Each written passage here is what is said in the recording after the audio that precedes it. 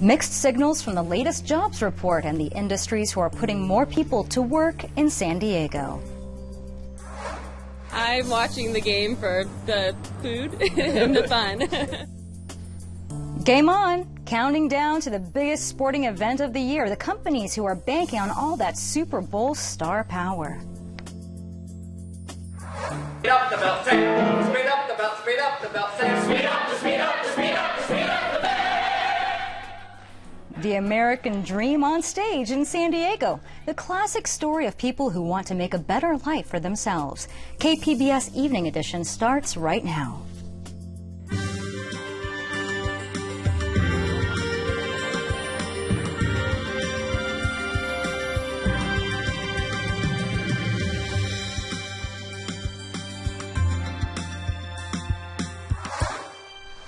Good evening and thanks for joining us. I'm Maya Trabulsi. All signs point to a steady jobs market today, but there's evidence of a slowdown. The unemployment rate fell below 5% for the first time in 8 years. 158,000 jobs were added last month, which is below the pace set in recent months. Economists say the numbers were steady enough to keep a low unemployment rate.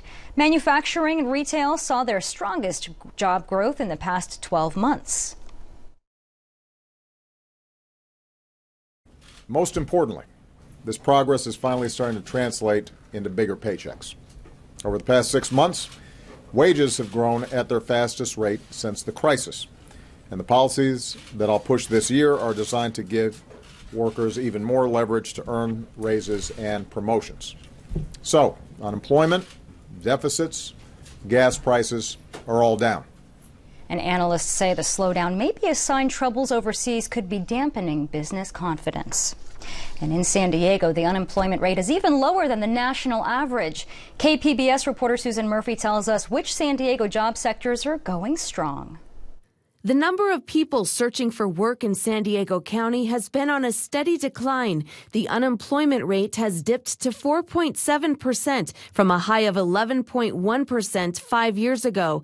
Tina No Bartel is Director of Business Programs and Research with San Diego Workforce Partnership. The nonprofit funds job training programs and helps the unemployed find work. She says the strongest hiring in the region is taking place in a handful of sectors, including clean energy, software development, life sciences, construction, and healthcare. Healthcare has actually been recession-proof, is what we like to call it. There are some declines here and there, but for the most part, this healthcare sector has remained consistent in terms of employment growth, even during the recession and afterwards. No Bartel partners with dozens of companies to find and train skilled workers. She encourages people seeking employment to get help by registering at one of the San Diego Workforce Partnership job centers. Show that you have the tenacity to look for work, that you are dedicated, you are motivated, you're a good worker, you're a hard worker, you're loyal, and that you're somebody that an employer can trust. During the past year, 38,000 jobs were created in the county. Susan Murphy, KPBS News. We're still finding bargains at the pump. The average price of a gallon of regular gasoline in San Diego dropped today to its lowest amount since this time last year, down to $2.67. The Automobile Club of Southern California says the price reductions are slowing down because refineries are getting ready to begin producing their supply of the more expensive summer blend by April 1st. A powerful earthquake hit southern Taiwan just hours ago. The quake caused the collapse of at least 2 buildings. The U.S. Geological Survey puts the trembler at magnitude 6.4. About 2 hours after the quake, Taiwanese television showed live images of a rescue at a partially collapsed building. Newscasters say other areas of the city were still being canvassed for possible damage. Supporters of the proposed Lilac Hills development in Valley Center are hedging their bets and hoping voters can approve the stalled plan. The fate of the controversial project became uncertain in part after it was determined that it would be a conflict of interest for Supervisor Bill Horn to vote on it. The developer and others filed paperwork this week. This starts the process of getting an initiative in support of Lilac Hills on November's ballot. They'll need to collect about 70,000 signatures by mid-May to qualify. And a 3-month trial period of some sheriff's deputies wearing cameras on their uniforms was started today. The pilot program, which involves 77 cameras, is in a field testing phase to record video and audio of police interactions with the public. 3 companies will be testing out their equipment on a 30-day cycle. The Sheriff's Department started looking into implementing such devices 18 months ago. And counting down to Super Bowl 50 and beefing up security, beefing up patrols with other law enforcement agencies, U.S. Customs Border Protection will be on site along with other agencies to secure Levi's Stadium in Santa Clara. Agents have been canning delivery trucks and other cargo all week. The equipment we have out here at the Super Bowl is the same equipment we use on a daily basis at America's seaports to keep the U.S. safe. Now we've just deployed it out here to this large event to keep the American public safe at the Super Bowl. And CPB agents will also be working with import specialists to seize fake NFL gear. Air and marine operations will monitor airspace near the stadium. There will be a temporary flight restriction zone during the game. And Super Bowl 50 promises a gridiron clash that will thrill spectators from coast to coast. But KPBS reporter Matt Bowler says many viewers watch for what's in between the passes and the handoffs: commercials. Only on Super Bowl Sunday does it make sense for William Dafoe to play Marilyn Monroe in a candy bar ad. Who's the genius who puts a girl in heels on a subway grate? Miss Monroe, eat a Snickers. Why? You get a little cranky when you're hungry. Better? Much better. That 30-second spot cost around $5 million. George Belch, a San Diego State marketing professor, says the stakes are high for both the players and the advertisers. It is a Super Bowl for ad agencies and big marketers as well. Just as the game is very competitive, they are really dying to see what kind of results they're going to get, how well their ads play. Marketers use any means they can to sell a product. Icelandic Water redid the famous Diet Coke break ad from 1994, where women oogle a hunky construction worker. This time, they're drooling over a surfer. Same time tomorrow? Mm-hmm. That's probably what I'm tuning in most for. Tess Reitzel isn't interested in the game. I'm watching the game for the food and the fun. Belch says that's why the ads are so expensive. People actually look forward to them. But on Super Bowl Sunday, the phenomena of people being attentive to the commercials just continues. From Icelandic water hunks to William Dafoe as Marilyn Monroe, it's all part of the spectacle. Matt Bowler, KPBS News. And concussions have been a growing concern as researchers learn more about CTE, a condition believed to be caused by repeated blows to the head. A number of companies are developing sensors for athletes that can provide real-time monitoring of impacts to the head. Sasha Ann Simons has this innovation trail report about a product being field tested in the boxing ring. We start off with a 10-minute run. After the run, we do what's called a set. We do jumping jacks, push-ups, squats, like all that kind of stuff. And we wrap our hands. It's a daily ritual for Michael Robertson. The 16-year-old is on the high school boxing team at Aquinas Institute. 6 days a week, he gears up to get in the ring. His headgear is high-tech. Before every match, he slips a small sensor inside his headband and then puts a helmet on.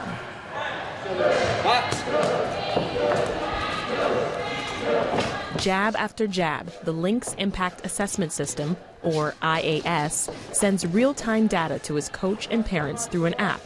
Not only does Lynx IAS help spot signs of a concussion, it can also uncover other more common types of brain injuries. One of the things that I look at with the device is not only how hard they're getting hit, but if they're getting hit how often, with blows that register. Aquinas has been field testing the concussion sensor for about 2 years. A company called Black Box Biometrics created Lynx IAS to be easy to use. Tapping a single button on the sensor will trigger either a green, yellow, or red LED, with red being the indicator that the hit was too hard to ignore. We'll check with the system, and we'll also check with the student. How did their blow feel? And they were pretty consistent. The blow is also given an impact assessment score. That gives a number from 1 to 100, and so you can the individual can gauge the severity of each of those impacts on that scale. But we also capture all the detailed data, which is really critical for research. David Borkholder is in charge of the technology at Black Box. The team has released the second generation of Lynx IAS and is brainstorming ways to push the technology forward. Another emerging area that I think is actually going to be even more important are repetitive subconcussive hits.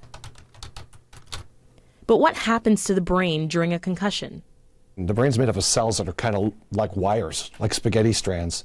And when someone gets hit in the head, their head rotates, and the brain rotates inside. And when it rotates fast enough, those wires stretch. And when those wires stretch, they swell up and stop working. So subconcussive hits refers to the other brain injuries I mentioned, which you can get without having the symptoms of a concussion.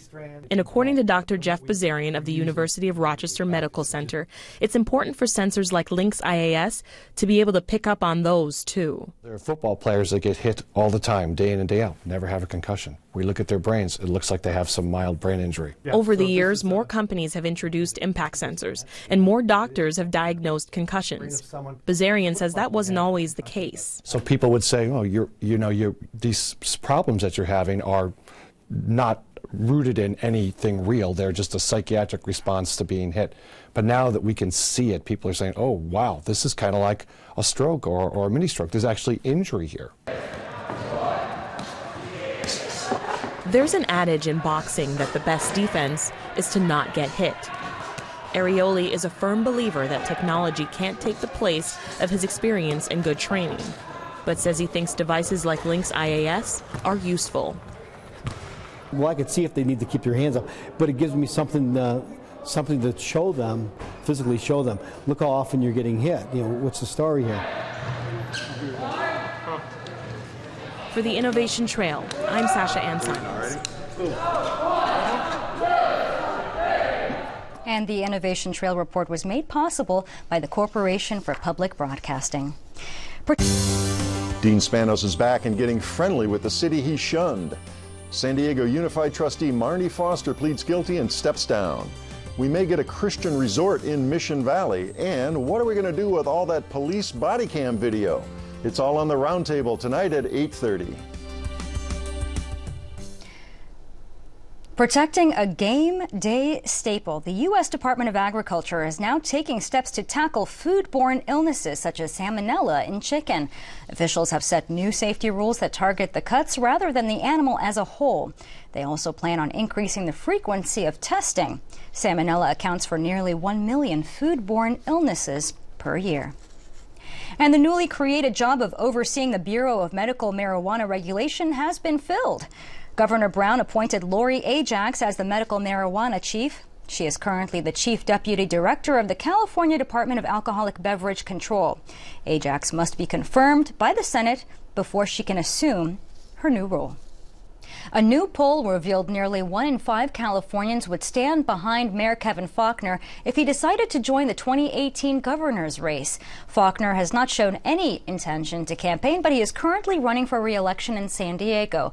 The poll was taken last month on behalf of Lieutenant Governor Gavin Newsom, a Democrat who was the only declared candidate. Newsom received 30% support in the poll.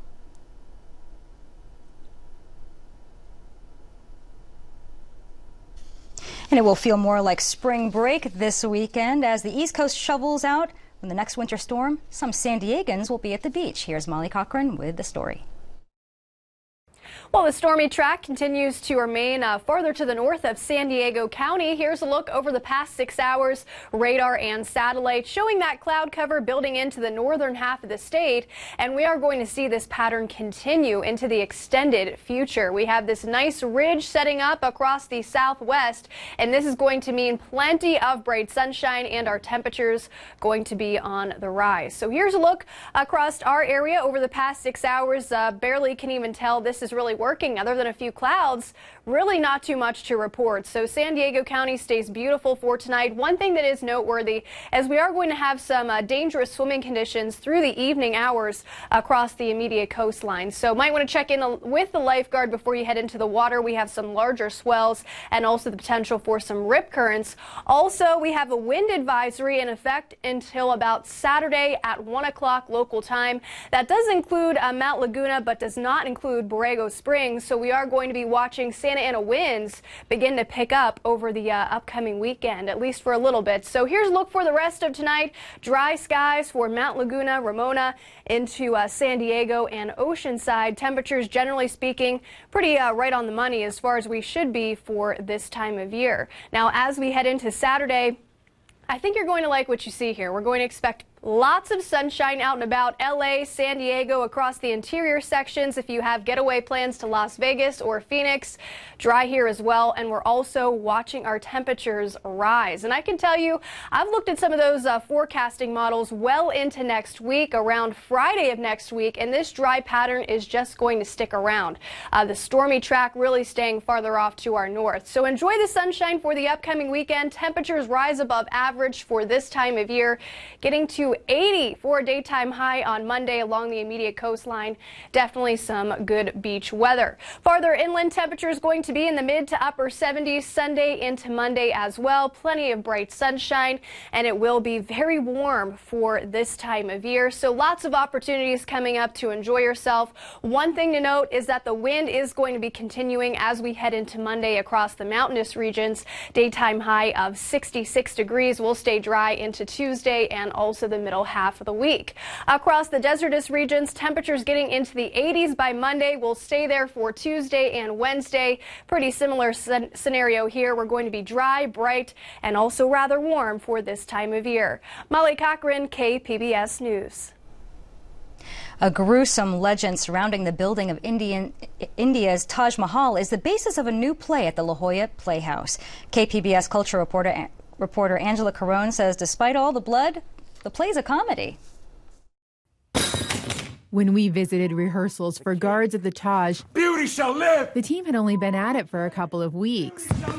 They were focused on two things. Beauty shall live! You are under arrest. A critical fight scene and blood.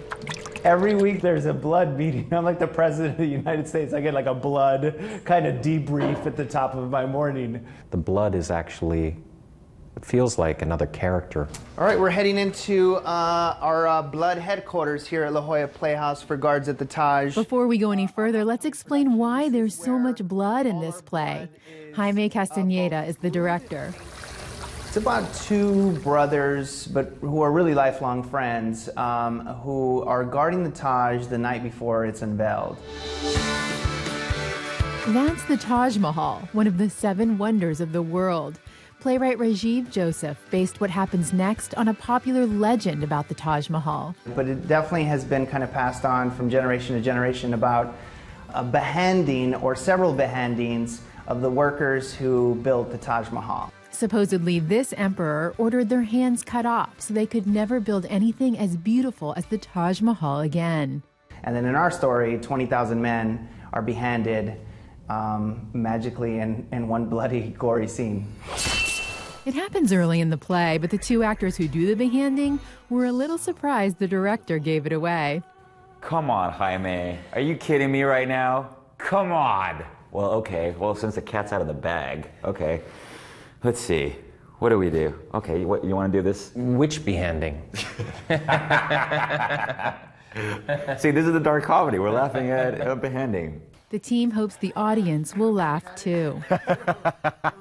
In many ways, I've described this play as a bromance of sorts because it's set in 1648, but it's actually a really contemporary play. They talk with everyday language. But grow some balls, Yar. Seriously. The casual dialogue mixed with violence has the team thinking about the films of Quentin Tarantino and scenes like this one from Pulp Fiction. Jules, did you ever hear the philosophy that once a man admits that he is wrong, that he is immediately forgiven for all wrongdoings? Have you ever heard that? Get out my face with that.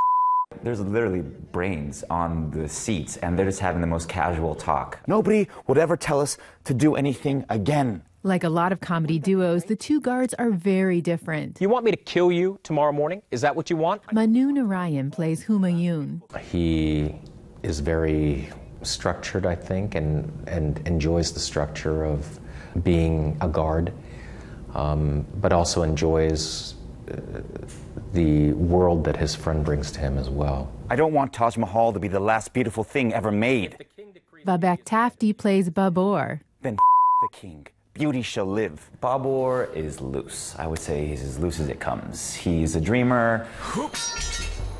He's kind of like the Laurel to the Hardy or whatever kind of music hall duo that you might have. Get off! Stop! The two actors will share the stage with hundreds of gallons of fake blood, all processed down here. We're literally right beneath the stage of Guards at the Taj. And here we have our intricate blood setup, which looks like the set of a Breaking Bad episode.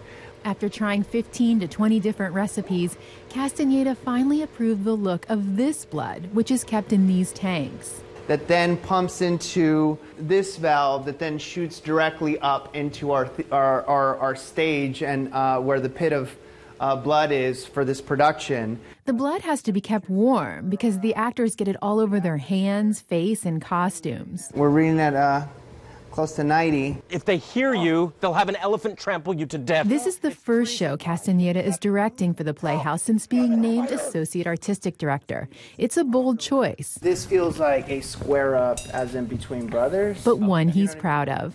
It's quite absurd, and it's one of the things that excited me about the play is that it's really kind of putting an impossible kind of magical task on stage, and when theater could accomplish those moments on stage, that's when theater is at its most exciting. Okay. Angela Carone, KPBS News. Guards! Guards! Guards! And KPBS video journalist Katie Shulov helped produce that story. I'm Judy Woodruff. On the next News Hour, Miles O'Brien on the ground in Brazil at the center of the Zika virus outbreak. That's Friday on the PBS News Hour.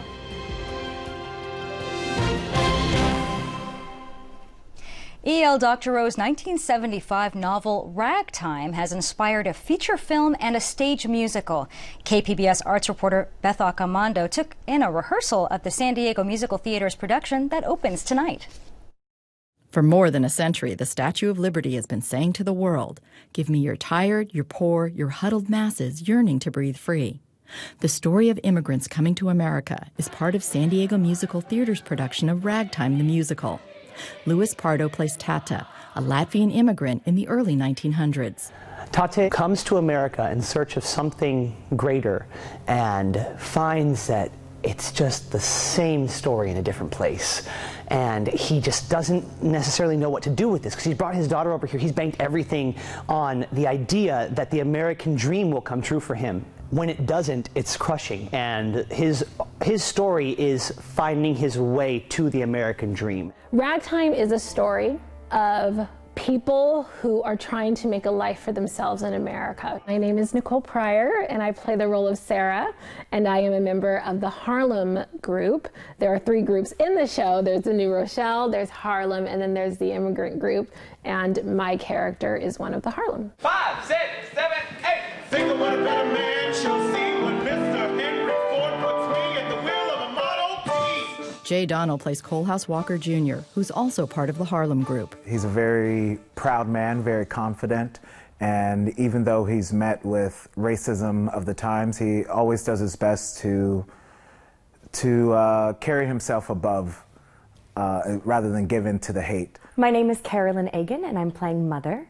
And Mother is the quintessential turn-of-the-century woman, where she's straddling this line between being a woman of the past and a woman that follows her husband and follows all the rules and does everything right, and coming into her own as a woman of the new century. It's interesting that the show starts at 1906, and they talk about having 94 years to go before this change happens, and here we are in 2016, and we're still facing some of the same injustices that people had to face, immigrants and people of color and women had to face, at the turn of the century. Cole House has this beautiful song at the end of the show called Make Them Hear You, and it could be sung at every Black Lives Matter rally that has ever happened. I think that the show is very relevant because it's about social turmoil, and social turmoil is never going to go away. Wow, it really makes you just go, wow. Paul David Bryant joined the national tour of Ragtime the Musical back in 1998.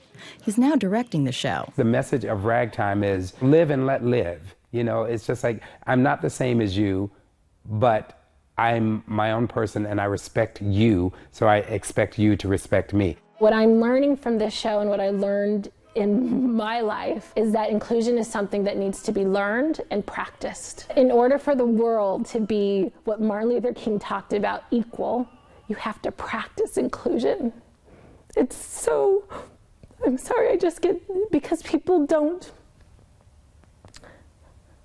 realize it's a problem because they're not racist. They don't realize that it's not that they personally are trying to exclude others. And that's what this musical is all about. By the end of the show, you will understand how inclusion can make a difference. I know that story's out there, but are we listening? Really, are we listening? We hear it every day. We see it in the news. We hear it on the news. But are we hearing it? The cast and crew of San Diego Musical Theater's Ragtime the Musical hope that this time, more people will hear that message. I'm ready, Lord! Beth Accomando, KPBS News. And as always, you can find tonight's stories on our website. That's at kpbs.org/evening edition. Thank you for joining us tonight. Good night.